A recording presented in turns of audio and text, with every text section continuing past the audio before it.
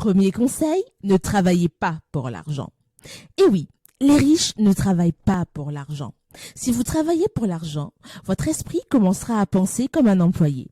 Mais si vous commencez à penser différemment, comme un homme ou une femme riche, vous verrez les choses différemment. Les riches travaillent pour leur colonne d'actifs. Chaque dollar, euro, yen, CFA dans leur colonne d'actifs est leur employé travailleur. Cela signifie qu'ils investissent dans des choses qui génèrent des revenus passifs, comme des propriétés locatives, des actions, des entreprises, etc. Au lieu de travailler pour un salaire, ils travaillent pour augmenter leur patrimoine. Acquérez des actifs.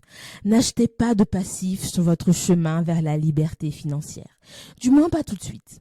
Les gens achètent des passifs et pensent que ce sont des actifs, mais ce n'est pas le cas. Beaucoup de gens achètent des accessoires de luxe en premier, comme de grosses voitures, des motos lourdes ou de grandes maisons où vivre. Mais les riches achètent des actifs et leurs actifs achètent ensuite du luxe.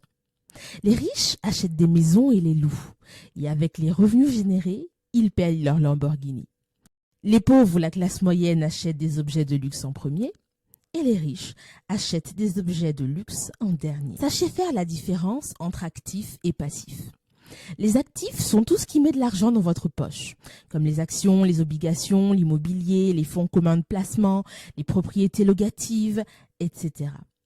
Les passifs sont tout ce qui sort de l'argent de votre poche, comme votre maison, votre voiture, la dette, etc. Les gens pensent que leur maison est leur plus grand actif, mais ce n'est pas le cas. Une maison est un actif lorsqu'elle génère de l'argent, en la louant par exemple. Lorsque vous y vivez simplement, elle est un passif. Il est important de comprendre la différence entre les actifs et les passifs et de s'assurer de les utiliser à votre avantage.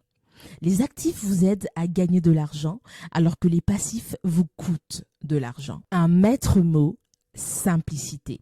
Ne surchargez pas votre esprit lorsque vous allez commencer votre chemin vers la liberté financière.